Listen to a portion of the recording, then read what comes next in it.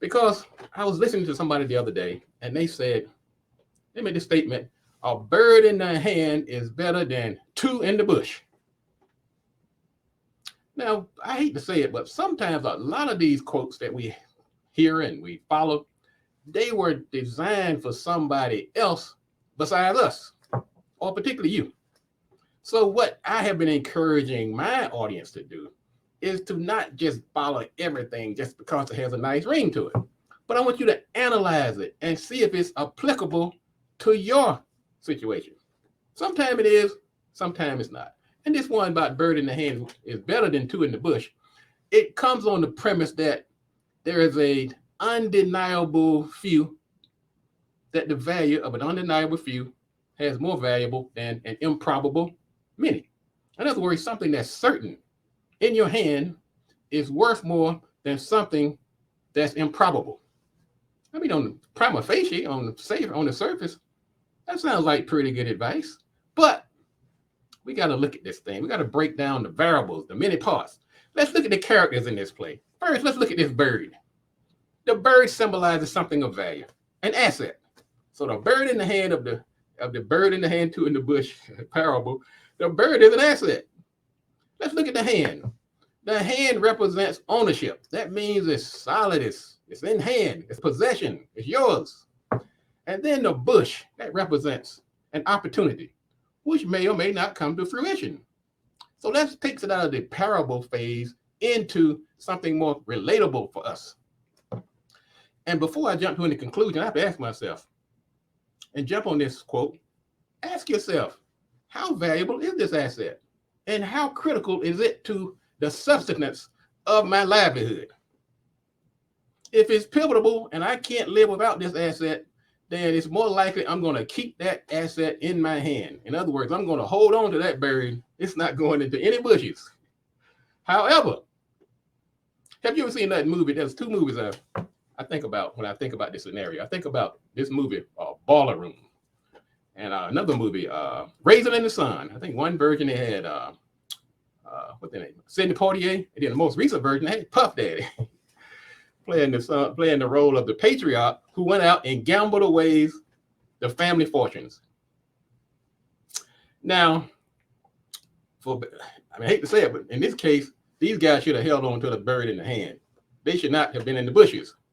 But by the same token, let's say if that asset that's in the bushes is really valuable, it could be a generational game changer. Okay, it could put me on a path into a stratosphere. And let's say I have an opportunity to own that asset, that bird that's in the bush, by giving up something that's in my hand that I could live without. That might hurt me a little bit, but I can give it up and it wouldn't necessarily put me out of business or hurt me. Now, if that's the case, I'm telling you folks, like it or not, get out the bushwhackers because I'm coming in. I'm telling you, I am not going to be holding on to that bird in the hand if there's a bush over there that has greater promise. Okay? Let me give you an example. Let me give you a tangible example. See this $50 bill I have here? I have a $50 bill here in front of me. Let's just say this is the bird in the hand. It's an asset. It's in my hand. It's in my possession. I own it. But let's just say the bush. I decide I may want to consider putting this $50 into Bitcoin. Right now, Bitcoin is selling for about $54,000 a coin.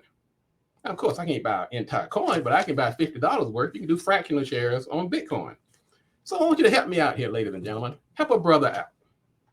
Because what you tell me to do, that's the advice I'm going to follow. And we're going to see how astute my listeners and followers are. So should I or should I not put this $50, which right now is the bird that's in my hand? See my hand right here? That bird is in it. Or should I put this $50 in the bush called Bitcoin? You tell me. What do you think? Because what you tell me, that's what I'm going to do. And then next week, I'm going to tell you if that was a good decision or not. Now, of course, if this $50 was my baby's milk money, I don't have a baby that's drinking milk, that's depending on milk. But let's just say it was something like vital, like rent, or to buy some tires. there's a good chance that I'm not going to waste this 50 bucks or put it in the bushes.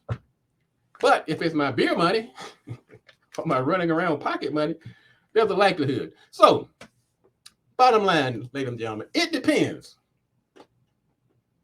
It depends. Because sometimes this phenomenon of not going with the bird in the bush, it has been an impediment to many of our business owners. And I hate to admit it, but sometimes in our community, we have become what we call risk averse. We don't take the risk that we should be taking. And we take risk on things that sometimes are not too healthy for us. But when it comes to things of financial that going to help us financially, sometimes we tend to be more risk averse than necessary. So, and sometimes also as a community, and I hate to say we're at the bottom of the totem pole in so many areas, that sometimes we don't have the luxury of a safety net. So we can't go out here chasing the bushes. We got that money in our hand. We have to hang on to it. So it's a mindset kind of thing. So what I'm going to ask you today, I'm going to close on this today. Before you discount or marginalize that bird in the bush, I want you to take a closer look to that bird in your hand and to make sure it has not outlived its value. Sometimes you're holding on to a bird that just simply can't fly. Folks, this is the Marketing Pulpit TV show.